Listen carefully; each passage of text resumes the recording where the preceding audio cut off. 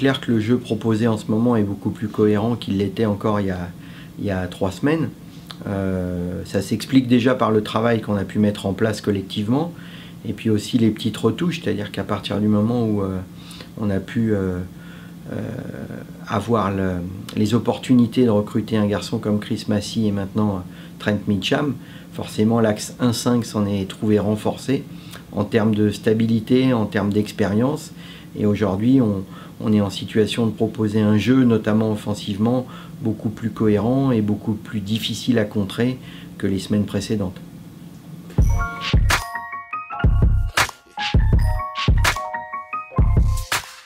Déjà continuer à travailler, c'est-à-dire qu'aujourd'hui les lacunes qu'on a pu voir par rapport à certains secteurs de jeu, c'est effectivement le rebond et c'est aussi la défense. Il faut qu'on arrive à être encore un petit peu plus performant en défense.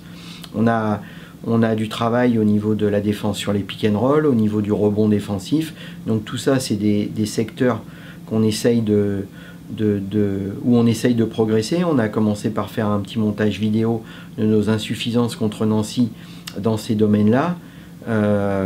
Et puis effectivement, si on veut encore franchir un palier et être meilleur, il va falloir qu'on soit plus performant dans ces deux domaines-là. En sachant qu'au niveau du rebond offensif, je serais moins sévère dans la mesure où, comme en ce moment on est très adroit, puisqu'on est l'équipe la plus à droite du championnat à 2 et à 3 points, forcément on a moins de munitions au niveau du rebond off, mais le rebond def, on peut être beaucoup plus performant qu'on ne l'est actuellement.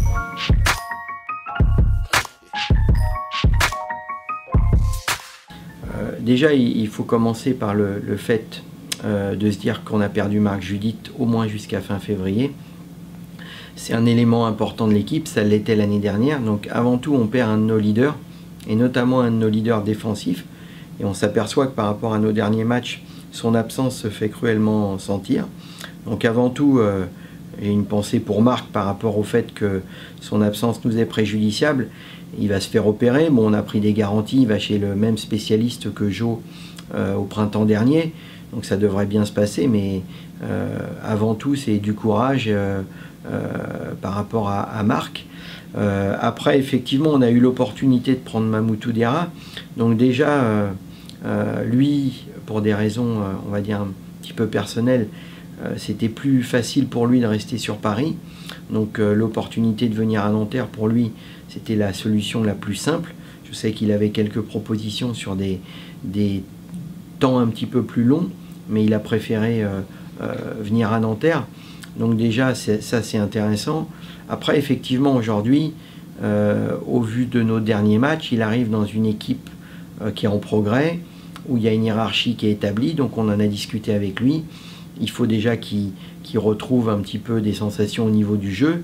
Il n'a pas joué depuis mi-mai. Je sais qu'il s'est un petit peu entretenu, mais ça n'efface pas tout.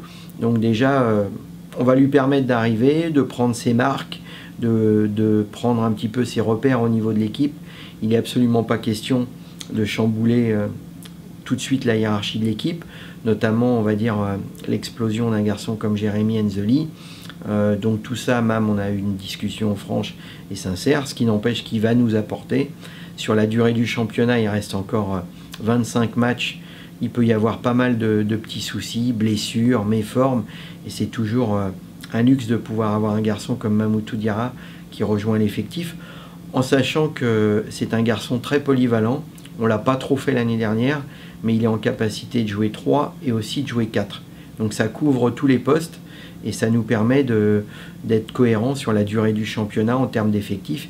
Il est clair qu'avec cet effectif-là, même si on avait 1 ou 2 blessés, on ne fera pas de retouche. On a anticipé d'éventuelles blessures et méformes en se dotant d'un effectif à une profondeur de banc peut-être un petit peu plus large que ce qu'on pourrait faire actuellement.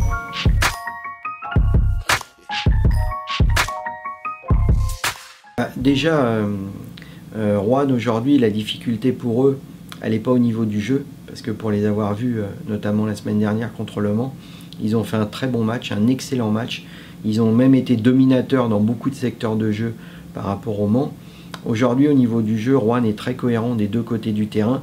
Après, le problème qu'ils ont, c'est qu'ils ont cette cette phase un petit peu de non-réussite, un peu de malchance, parce que quand on pense qu'ils se font sanctionner sur un tir à 3 points à la fin du temps réglementaire par un garçon qui n'a pas encore inscrit un 3 points depuis le début du championnat, ça c'est les aléas du basket, avec ce petit côté malchance qu'ils ont actuellement.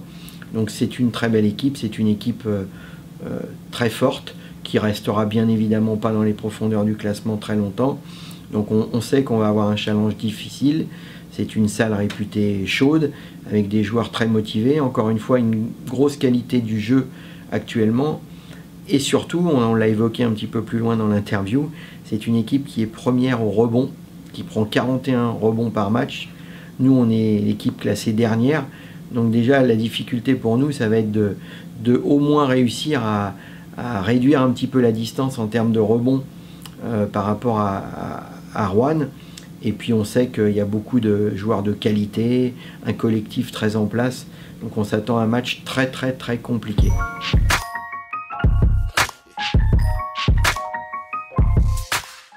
Oui, donc on a parlé du match de Rouen qui est un match bonus, on va dire. Si on le prend, ça sera un formidable exploit. Après, il y a 2 matchs que je classe très importants. C'est la réception de Boulazac et le déplacement à Poitiers. Donc ça serait bien de réussir à être fin prêt pour ces 2 matchs, parce que c'est 2 matchs qui peuvent nous permettre d'engranger de la confiance contre 2 adversaires redoutables et qui seront en quête de victoire dans l'optique du maintien. Donc juste, je voulais faire une petite mise au point par rapport à ça. Aujourd'hui, le championnat il est très très dense, donc tout est envisageable pour beaucoup d'équipes. On le voit par rapport à ce que je viens d'évoquer concernant Rouen, mais aussi Nancy et Orléans. C'est un championnat où si on se relâche, on peut vite se retrouver en difficulté pour le maintien. Et si on arrive à s'arracher, à montrer beaucoup de qualité au niveau du jeu, peut-être envisager des choses un petit peu plus belles. Mais aujourd'hui, qui peut dire quelles équipes vont être en situation de descendre? Parce que le championnat, je crois, n'a jamais été aussi dense et aussi homogène depuis de nombreuses années. Je crois que tous les observateurs aujourd'hui le disent. Donc beaucoup de méfiance par rapport à cet objectif du maintien, même si ça peut peut-être faire rire parce qu'on vient de se dire qu'on vient de gagner 3 équipes un peu prestigieuses, mais moi je garde les pieds sur terre. Je sais que rien n'est fait et que chaque match est un combat et qu'aujourd'hui il nous manque encore 9 matchs pour obtenir le maintien.